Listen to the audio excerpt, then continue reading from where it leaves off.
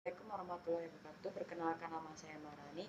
Saya berasal dari kelas 12 kelas 1 dalam mata pelajaran fisika yang berguru Pak Sauji SD. Di sini saya akan presentasikan fisika tentang materi: 1, inti atom; 2, radioaktivitas; ketiga, iptek nuklir; dan yang terakhir contoh soal. Yang pertama ada karakteristik inti atom. Karakteristik inti atom ini terbagi menjadi 7. Yang pertama ada partikel penyusun, yang kedua ada simbol unsur, yang ketiga ada nuklida yang terbagi menjadi 3, isotop, isobar, dan isoton. Yang keempat ada gaya dan kestabilan inti yang terbagi menjadi 2, inti ringan dan inti berat. Yang kelima ada energi ikat inti. Yang keenam ada reaksi inti. Reaksi inti ini terbagi menjadi 2, yaitu reaksi fusi dan reaksi fisi. Yang ketujuh ada spektrum. Yang pertama ada partikel penyusunan inti. Inti atom tersusun dari proton dan neutron. Proton merupakan partikel yang bermuatan negatif, sedangkan neutron merupakan partikel tidak bermuatan. Yang kedua ada simbol unsur yang melambangkan AZX, yang dimana A adalah nomor massa, X adalah lambang atom atau unsur, Z adalah nomor atom.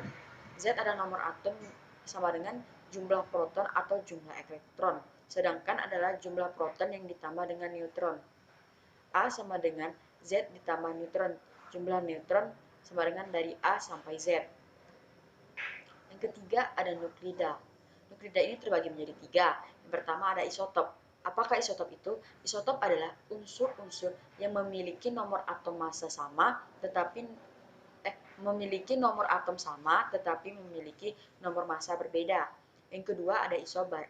Isobar adalah unsur-unsur yang memiliki nomor massa sama tetapi memiliki nomor atom berbeda. Yang ketiga ada isoton.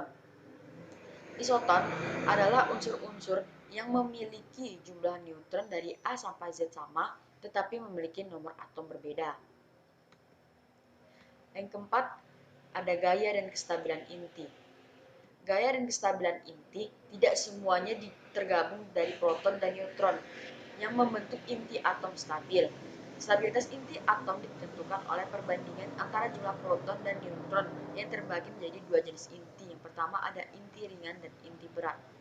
Yang kelima ada energi ikat inti, adalah energi total yang dibutuhkan untuk memisahkan proton-proton dan neutron-neutron yang menyusun inti sebuah atom dengan rumus E dibagi A, yang dimana E adalah energi ikat inti dan A adalah nomor massa. Yang keenam ada reaksi inti. Reaksi inti merupakan reaksi yang terjadi jika suatu inti atom ditembak dengan partikel yang berenergi dan menghasilkan inti baru atau inti anak disertai pelepasan sejumlah energi. Reaksi ini terbagi menjadi dua. Yang pertama ada reaksi fusi. Reaksi fusi adalah penggabungan beberapa inti ringan menjadi inti berat disertai pemancaran energi. Yang kedua adalah reaksi fisi. Reaksi fisi adalah reaksi pembelahan inti atom berat menjadi inti atom yang baru yang lebih ringan disertai pelepasan energi.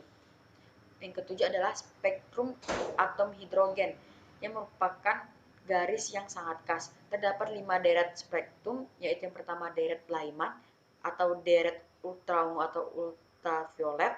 Yang kedua ada deret Balmer, deret cahaya tampak.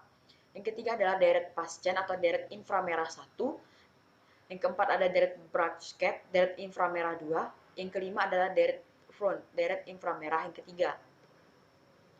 Materi yang kedua adalah radioaktivitas. Radioaktivitas adalah gejala yang terpancarnya partikel-partikel radioaktif akibat peluruan inti dalam rangka menuju inti yang stabil.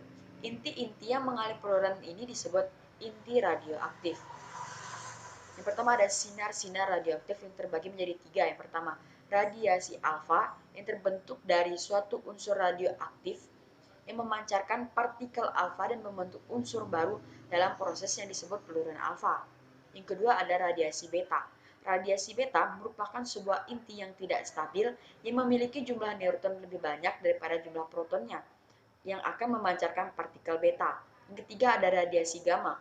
Radiasi gamma merupakan radiasi gelombang elektromagnetik yang dipancarkan oleh inti atom tereksitas.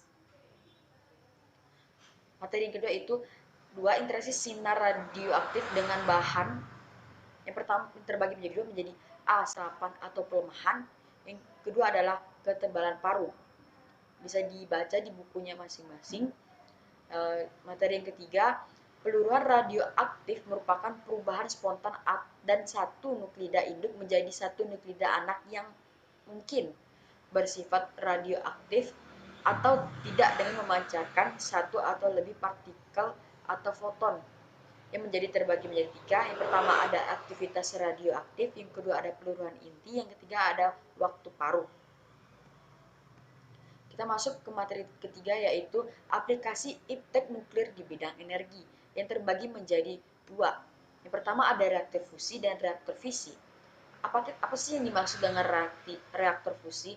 Reaktor fusi merupakan reaktor tokamak pertama buatan ilmuwan Rusia. Reaktor tersebut bekerja berdasarkan reaksi fusi antara deuterium dan tritium yang menghasilkan helium, neutron, dan energi. Yang kedua adalah reaksi fisi. Apa sih reaksi fisi? Reaksi fisi di dalam reaktor diharapkan dapat berlangsung secara kontinu dan terkendali. Berdasarkan fungsinya, reaktor fisi dibedakan menjadi reaktor riset dan reaktor daya. Ketiga, dalam bidang biologi.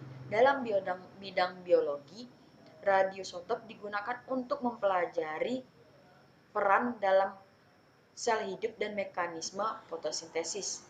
Yang keempat, dalam bidang arkeologi. Dalam bidang arkeologi ini, radioisotop digunakan untuk menentukan umur bantuan atau fosil dengan menggunakan konsep peluruhan radioaktif dan waktu paruh. Untuk dalam kehidupan sehari-hari, contohnya ilmuwan yang sedang mempelajari tentang fosil-fosil makhluk hidup, contohnya hewan, manusia.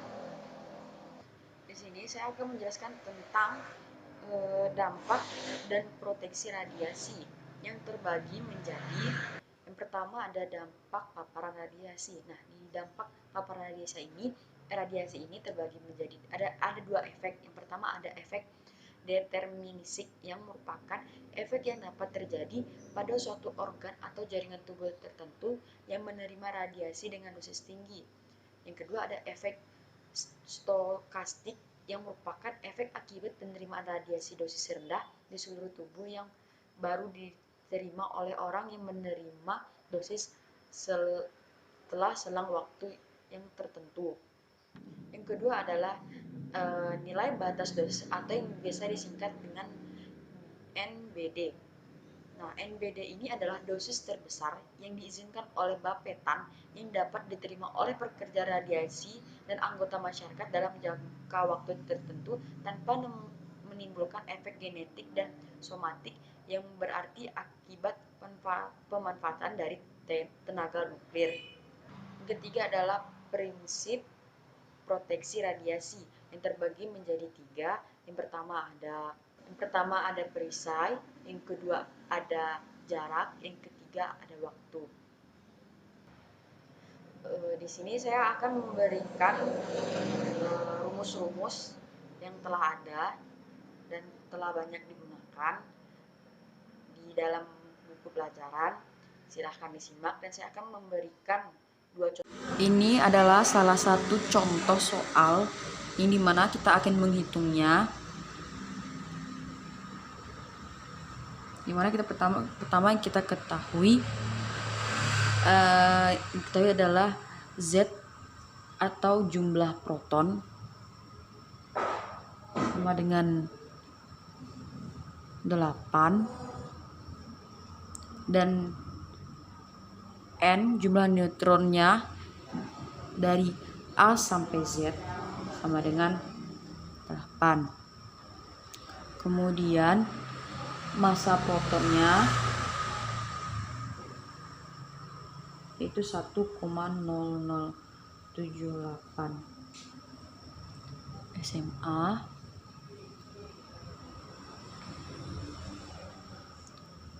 Massa neutronnya 1,0086 SMA.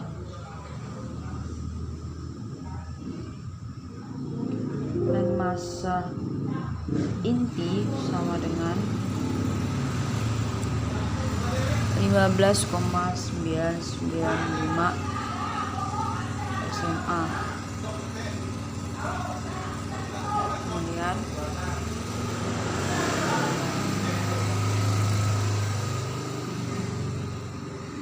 yang ditanya adalah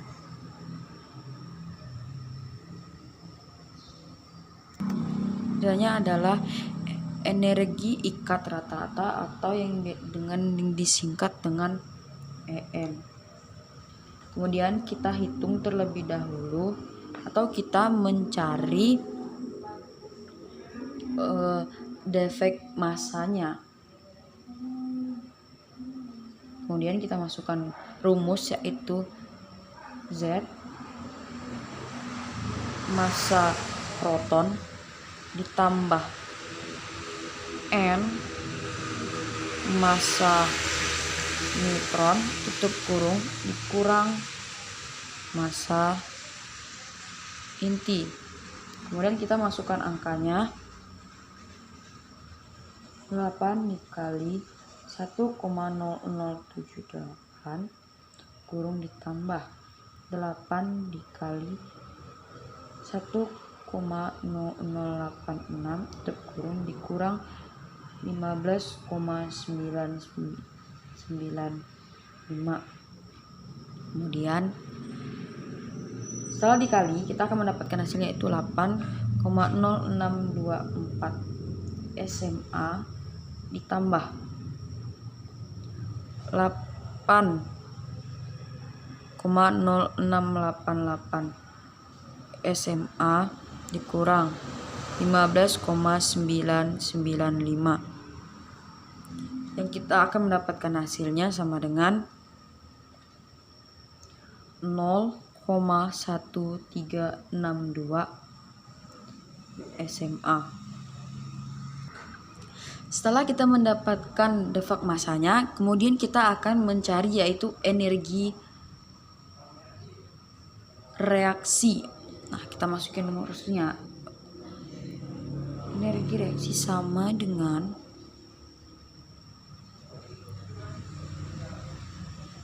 delta M buka kurung 931 MeV per SMA. Nah, kita telah dapat hasil defek massanya. Defek massanya tadi adalah 0,1362 SMA kali 931 MeV per SMA. Nah, karena SMA adalah sama, maka kita coret SMA-nya. Kemudian kita kalikan 0,1362 dikali 931, hasilnya adalah 126,8022 MeV. Sehingga energi ikat rata-rata tiap nukleon, yaitu kita masukkan rumusnya, yaitu energi reaksi dibagi jumlah nukleonnya, sama dengan 126,8022 dibagi 18, sama dengan hasilnya 7,925 MeV.